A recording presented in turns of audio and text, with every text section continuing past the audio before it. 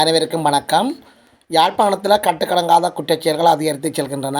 கொலை, கொள்ளை, கற்பழிப்புகள் என்று சொல்லி அதிகரித்து செல்கின்றன. இளைஞர்களுடைய அட்டகாசங்களும் அதிகரித்து கொண்டே செல்கின்றன. இவர்கள் கைது செய்யப்படுவதும் பின்னர் விடுவதும் பேர்ந்து அவர்கள் குற்றச்செயல்களில் ஈடுவதும் கைது செய்யப்படுவதுமாக ஒரு விளையாட்டாகத்தான் இந்த நிகழ்வு தொடர்ந்து கொண்டிருக்கின்றது. அதாவது பூனைக்கு விளையாட்டு சுண்டலைக்கு உயிர் போகுது என்று சொல்லி மக்களினுடைய இயல்பு வாழ்வை சீர்கழிக்கக்கூடிய இந்த செயற்பாடுகளுக்கு போலீஸாரும் துணை போவதாக பல்வேறு மட்டங்களிலிருந்து குற்றச்சாட்டு முன்வைக்கப்படுகின்றது. அண்மையில் புதுவருட கொண்டாட்டத்தின் போது இரவில் இளைஞர்கள் யாழ்ப்பாணம் பேருந்து, அதாவது தனியார் பேருந்து நிலையத்தில் இளைஞர்கள் இரவு அதிகாலை வரை அட்டகாசம் செய்வதை அனைவரும் அறிந்த விடயம். இந்த அட்டகாசங்கள் இந்த நிகழ்வின் உச்சக்கட்டமாக அவர்கள் தங்களுடைய ஆட்டோக்களில் சில்லுகளை கலட்டிவிட்டு அது சாகசம் செய்து காட்டிக் கொண்டிருந்தார்கள். சரி, அதுதான் அவர்கள் காட்டிக் கொண்டிருந்தார்கள் என்று சொல்லி பார்த்தால் அவர்களுடைய உச்சக்கட்டமாக அந்த இளைஞர், அந்த பிராந்தியத்தில் ஒரு இளைஞர் ஒருவர் மறைக்கப்பட்டு அவர் மீது கொலை உரை தாக்குதல் மேற்கொள்ளப்பட்டது.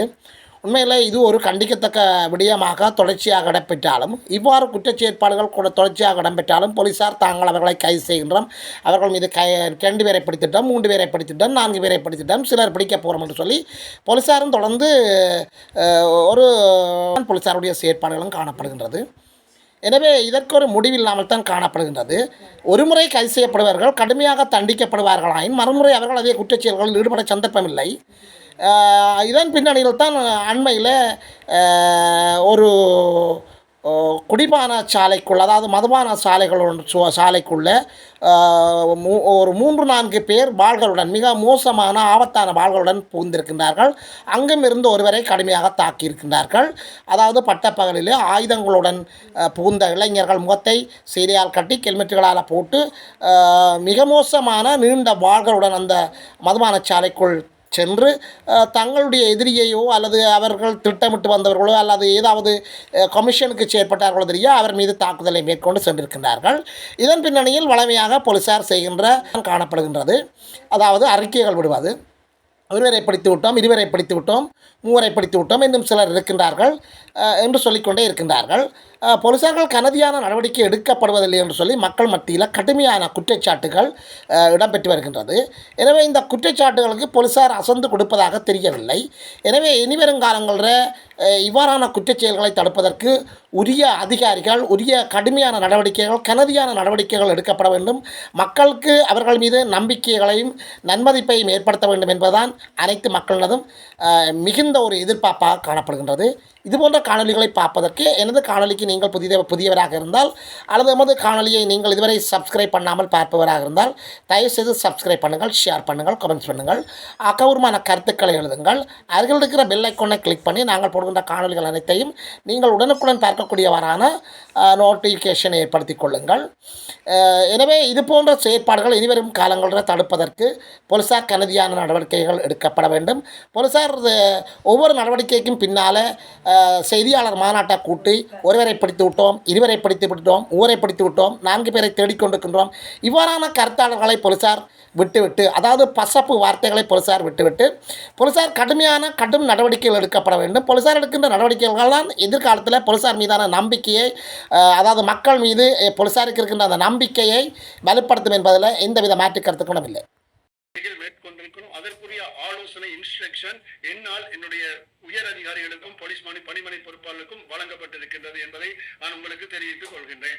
அது மாத்திரமல்ல, அவர்களை பிடித்து குற்றவியல் சட்டக்கோவை 81, அதாவது 81 செக்ஷன், குற்றவியல் சட்டக்கோவை 81 பிரிவின் அவர்களை இனிவரும் காலங்களில் அப்படி செய்யக்கூடாது என்பதற்காக ஒரு கட்டுக்கோப்பான சட்டத்தை நாங்கள் பதிவு செய்து நீதிமன்றத்திலிருந்து அவர்களுக்கு எதிராக ஒரு ஆணையை நாங்கள் பெற்று வருகிறோம். அவர்கள் இனி இப்படி குற்றங்கள் செய்தால் அதிகமான தண்டனைக்கு உட்படுத்துவார்கள் என்ற ஒரு ஆணையோடு கூட நாங்கள் 81வது சட்டம், குற்றவியல் சட்டக்கோவை 81வது பிரிவின் கீழ் நாங்கள் செய்து வருகிறோம். மணி அத்தரங்கோட்ட அரகன கட அவசியமா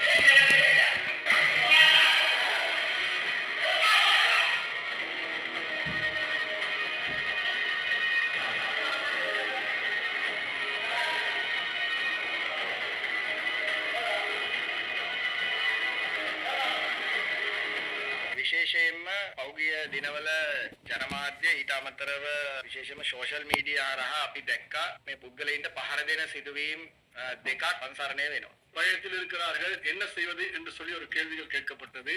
இது சம்பந்தமாக நாங்கள் முதலாவது சம்பவத்தில் 4 குற்றவாளிகளை கைது செய்து நாங்கள் நீதிமன்றத்தில் உட்படுத்தி இருக்கின்றோம்.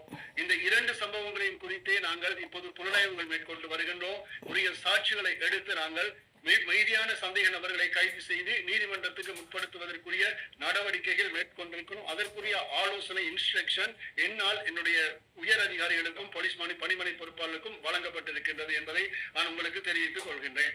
அது மாத்திரமல்ல, அவர்களை பிடித்து குற்றவியல் சட்டக்கோவை 81 அதாவது 81 செக்ஷன் குற்றவியல் சட்டக்கோவை 81 பிரிவின் அவர்களை இனிவரும் காலங்களில் அப்படி செய்யக்கூடாது என்பதற்காக ஒரு கட்டுக்கோப்பான சட்டத்தை நாங்கள் பதிவு செய்து நீதிமன்றத்திலிருந்து அவர்களுக்கு எதிராக ஒரு ஆணையை நாங்கள் பெற்று வருகிறோம். அவர்கள் இனி இப்படி குற்றங்கள் செய்தால் அதிகமான தண்டனைக்கு உட்படுத்துவார்கள் என்ற ஒரு ஆணையோடு கூட நாங்கள் 81வது சட்டம் குற்றவியல் சட்டக்கோவை 81வது பிரிவின் கீழ் நாங்கள் செய்து வருகிறோம். මනින් අත්තරංගොට අරගෙන කට අවශ්‍ය ක්‍රියාමාර්ග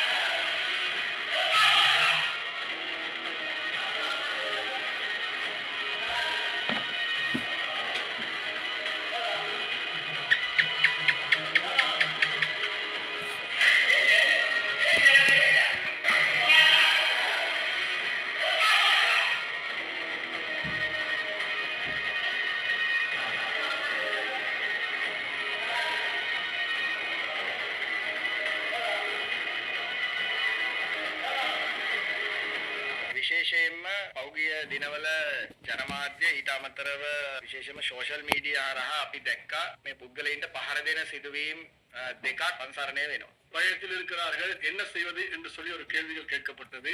இது சம்பந்தமாக நாங்கள் முதலாவது சம்பவத்தில் 4 குற்றவாளிகளை கைது செய்து நாங்கள் நீதிமன்றத்தில் உட்படுத்தி இருக்கின்றோம்.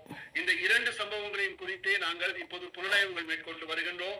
உரிய சாட்சிகளை எடுத்து நாங்கள் மீதியான சந்தேக நபர்களை கைது செய்து நீதிமன்றத்துக்கு முற்படுத்துவதற்குரிய நடவடிக்கைகள் மேற்கொண்டிருக்கிறோம். அதற்குரிய ஆலோசனை இன்ஸ்ட்ரக்ஷன் என்னால் என்னுடைய உயர் அதிகாரிகளுக்கும் போலீஸ் பணிமனை பொறுப்பாளருக்கும் வழங்கப்பட்டிருக்கின்றது என்பதை நான் உங்களுக்கு தெரிவித்துக் கொள்கின்றேன்.